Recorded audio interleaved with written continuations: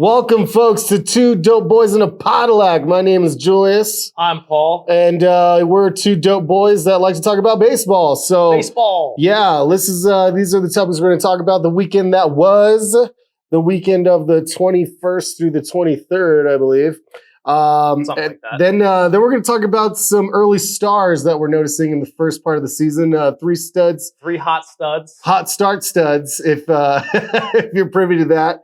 And then we're going to talk about the weekend ahead and some other things sprinkled in the middle there. So let's just get it going. These are the series that we thought really stood out in this early part of the season. So here we go. Dodgers at Cubs. LA took the series 3-1. Game one, Dodgers at Cubs, 2-2 in the ninth. Leadoff rookie James Outman hits his second homer, a grand slam to win the game. LA wins it 6-2. Game two, Drew Smyly has a perfect game, broken up in the eighth by a cue ball hit between him and the catcher, Yan Gomes. What an idiot. How do you lose a perfect game that way? It wasn't a hot shot. It wasn't. No, somebody did the exit velocity. It was like 32.7 miles an hour. Of course. Oh, that's so good. Anywho, the Cubbies did dominate that game 13-0, but that would be the only joy for Chicago in the series as the Dodgers cruise to the victories Saturday and Sunday, taking the series 3-1, like I said, answering the Cubs winning 2-1 in LA not that long ago. So LA said, hey, we're no punk bitches. LA ain't cooked just yet. That's right. And Drew Smyly going perfect for 7+ is a nice story, but I feel the bigger, more long-term story from the series is Mookie Betts playing a combination of shortstop, second base, and obviously right field. Thoughts, please?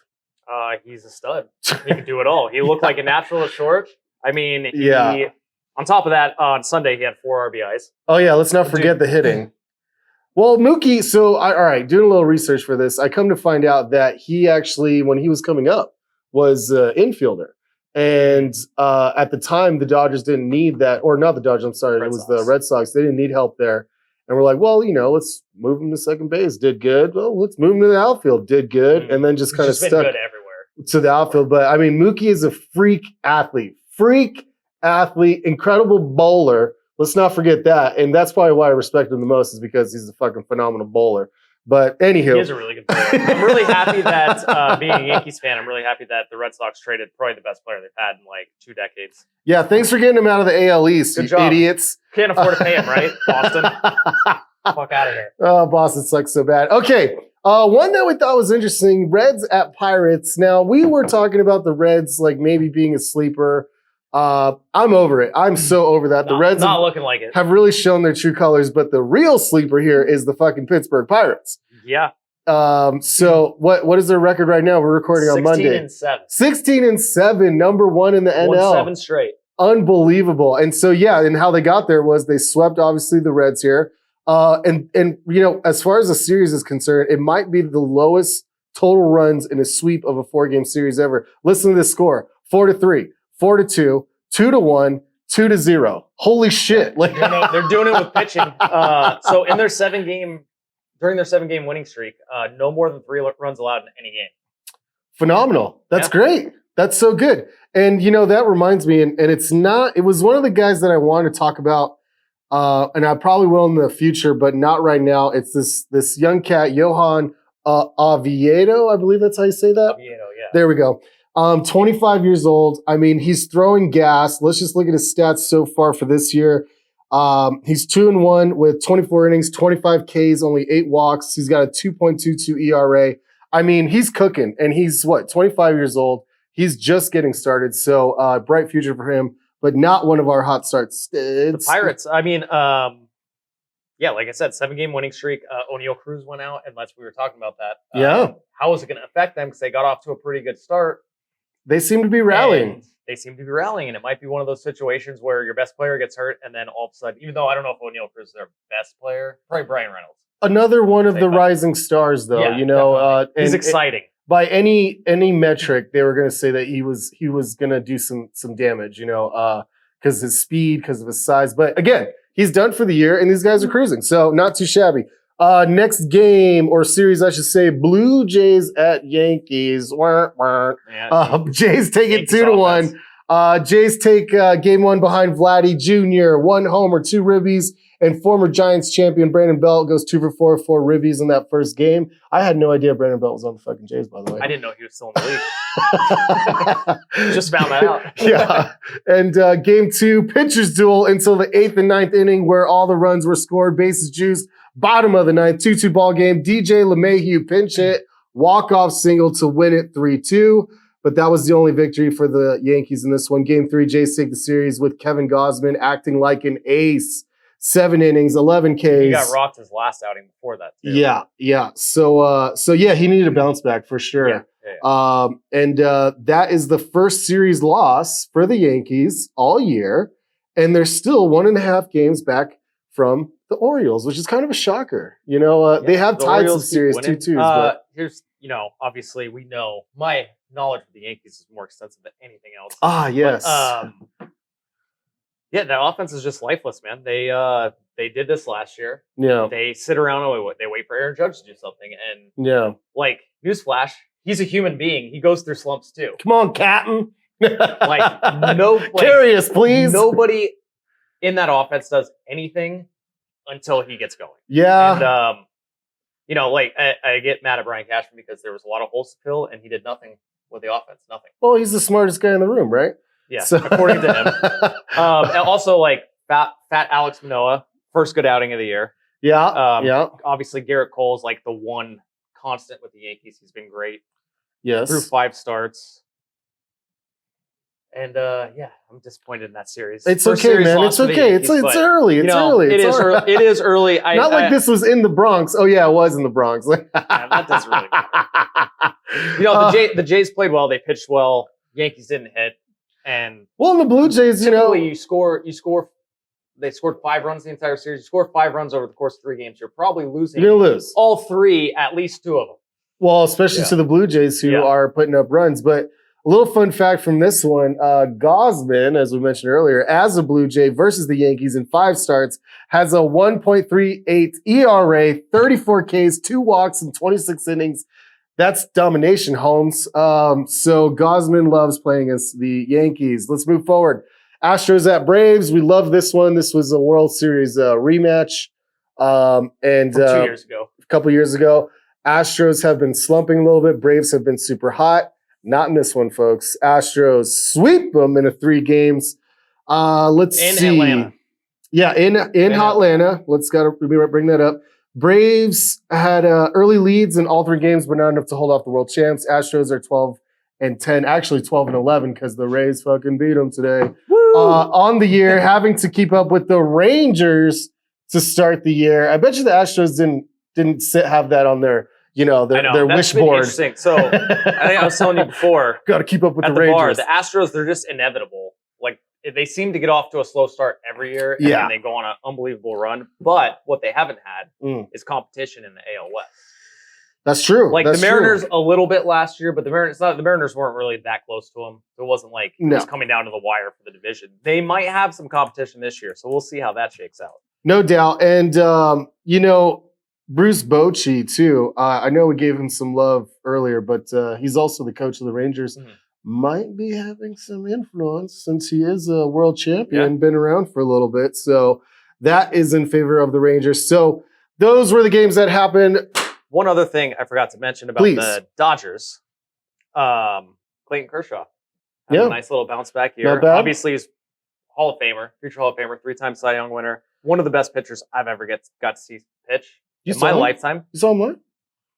No, I didn't see him live, but I'm just saying, with my own eyes, watching him on the TV in general. I would have said before Jacob deGrom came around, I would have said that he's probably the best pitcher I've ever seen, but deGrom is obviously deGrom. But so far this year, Kershaw 4-1, 2.32 ERA, back on track. Not bad. It'd be nice to see him have a solid year at 30. I believe he's 35 years old, which is kind of fucking crazy. I mean, as just a fan of the game, sure, it'd be nice to see Kershaw, do well. But as a Dodger hater, fuck off. I don't want to hear it. And speaking of old guys, someone just got DFA'd, my friend. Who was that? Who was that? Madison Bum Farmer? Bum. What I'm looking for? what's the word I'm looking for? When you emphasis on bum, washed up, you bum. Yeah, he got very upset at a foul ball that was hit at Wilson Contreras because Contreras swung hard. I believe he said, "Shut the fuck up," and then he called him a pussy. Yeah.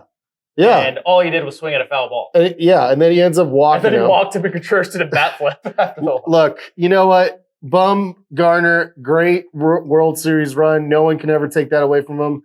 But him just getting flat out dropped by the Diamondbacks, fucking hilarious. Since I really can't stand that guy, I think he's a racist piece of shit. So I'm sort of glad this is happening to him. What's up? He's going to be able to be picked up to the league minimum. You're not hearing anything about it. No, I don't think anybody wants him. No, and you know what? He's only 33 too. It's not like the guy's fucking 40. Right. Well, you would think someone older with that World Series experience, and I mean, I'm just assuming on this, but is some sort of a presence in the locker room, wanting to help guys out, lift them up, and be that steady calm, that you need, in the clubhouse. And I don't know if he is that, because blowing up on a guy just for swinging hard on a fucking pitch, like, I get passion, but you're somewhat psychotic. That's just being aggravated that your career has gone south, and it's just so bad. Trying to take it out on somebody else. Yeah, he doesn't strike me as the kind of guy that I want to be a mentor and teach the young guys and just be the best version of myself I could be now. No, I don't get that feeling at all from him. You know what else with him too? 3 World Series rings, unbelievable postseason ERA. Mm-hmm. Is he a Hall of Famer? That's the crazy thing. I don't know. I don't think he is. I love that question. No, I don't think he is. Did he win a Cy Young? No Cy Youngs. Was he ever the leader in strikeouts? Ever the leader in ERA? He was always kind of he may have had a few pretty good seasons, but he was never had standout numbers. He wasn't like Clayton Kershaw, where he just has games, that run sub 3 ERA. Yeah, and I will say his playoff run, phenomenal. And if you can get into the Hall of Fame for just your playoff stats, maybe we're talking about Madison. But as far as a full-on career, I think he's fallen just a little short on that one. So let's move on to our hot start studs. 3 hot studs. We're going to talk about 3 hot studs. Hot start studs. Here we go. Here's a look at players that are on fire for the first 3 weeks into the season. Kicking us off, I have Randy Arozarena. Let's hear what he's doing so far. 28 years old, had a monster showing at the World Baseball Classic for Mexico, and it's bled into the regular season. Randy has been pretty quiet since his record-breaking run during the 2020 playoffs, but now he seems to have found that mojo, that swagger, and it's exciting to watch. As of Monday, 424, he's got a .350 batting average, which is 7th in the MLB. 5 home runs, which is tied for 15th, 22 RBIs, which is 4th place in all of MLB. By the way, he rocked in a couple more today. 16 runs, tied for 19th, and 3 stolen bases. I mean, all of that mixed together, you've got yourself a badass ball player, not to mention a decent glove. Randy Arozarena, love him. I think I think he's just starting really good. But the thing that I love about all these numbers is the ribbies mixed with the runs. Now, of course, the Rays are number 1 in literally every single stat. Every single stat, the Rays are number 1. So yeah, these numbers are going to be a little, inflated because the whole team around him is doing really well. But what I like is just that power mixed with speed. And that to me is the new game of baseball, is having not only power, but speed behind it to, turn a single into a double and a double into a triple. Yep. Who do you got? This is more runs. All right, my first guy, this is not in any particular order, but the first guy I got listed here.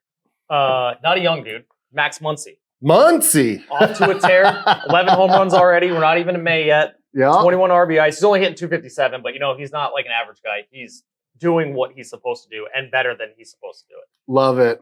And he's probably the reason why the Dodgers didn't fall completely off, and now they're over 500 again.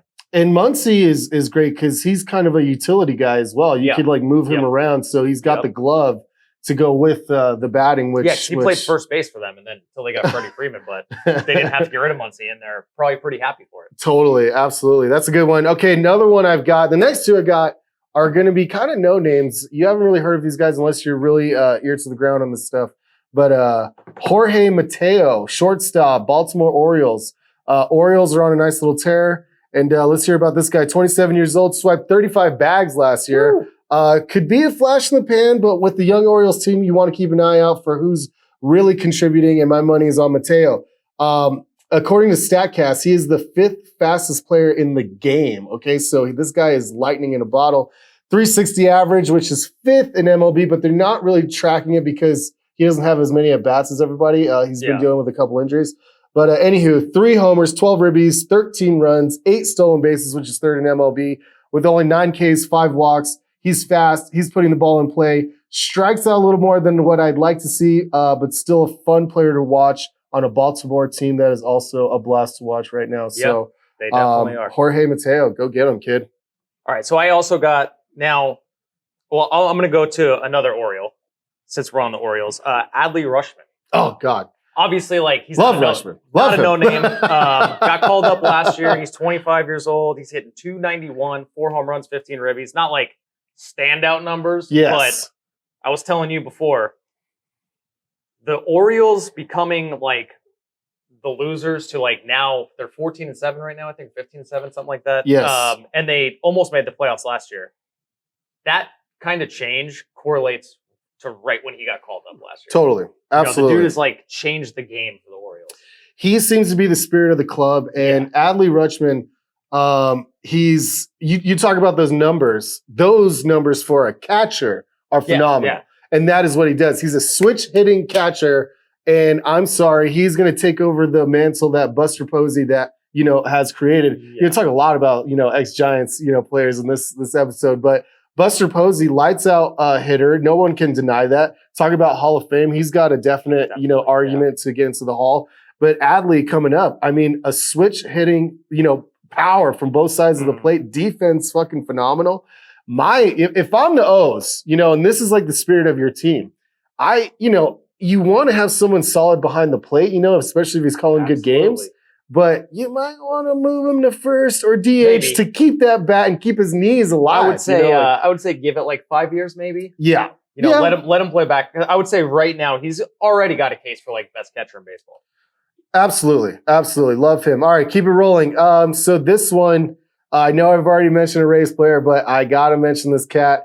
He's young. He's awesome. Let's get into it. So I don't know what voodoo magic the Rays possess, but that front office knows arms and knows how to cultivate them. Welcome Taj Bradley. Rays' number 1 prospect got called up because Eflin hit the DL a couple weeks ago with back issues and is now staying up with Jeffrey Springs out for the year.